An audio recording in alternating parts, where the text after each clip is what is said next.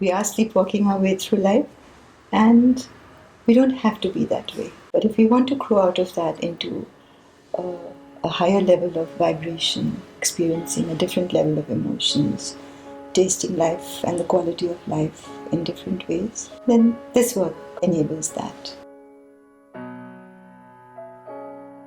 This retreat is to enable an inner search.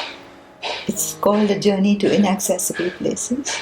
It's a journey deep within, touring the inner landscapes of our hearts, our minds, our body. The work is a very, very huge, awesome, overwhelming body of work.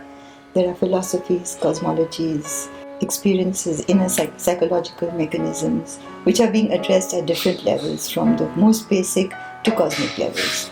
The Gurdjieff Sacred Dances. Body of about 250 dances which were created by George Gurdjieff, and they provide excellent vehicles for the search within. They help us to enter through the body, through the heart, through the emotions, through the mind. You need to experience them. Even sitting out and watching it, you cannot understand what's going on inside, because a lot of inner work required to hold your presence in these dances. And the aim is not the movement, the aim is not the dance. The aim is you, the human being. You have to come and see it. You have to be there and expect the unexpected.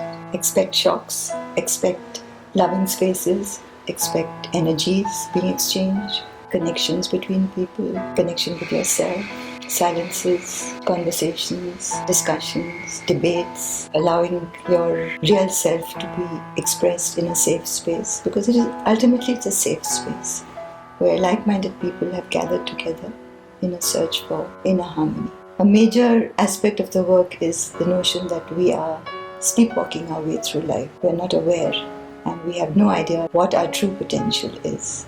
So this work is geared to support us to find our way through the automatics, through the ordinary, through the everyday emotions that we are constantly repeating automatically. So it's not a therapy, but it's very therapeutic, because it does open up a lot of spaces and brings us to a space where we evaluate once again ourselves. Not judge, but evaluate where we are.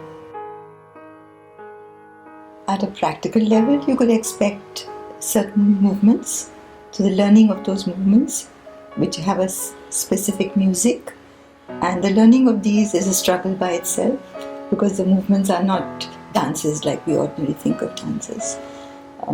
The leg is doing something else, the foot is doing something else, the head is doing something else, and putting them together is a process of centering and coming together. So that's one aspect of it. And then there are meditations, spaces of silence to go within and see what's happening, and some conversations about the philosophy, theoretical constructs that hold us together. It's based on a specific philosophy which was put forward by Gurdjieff. The work then comes within you.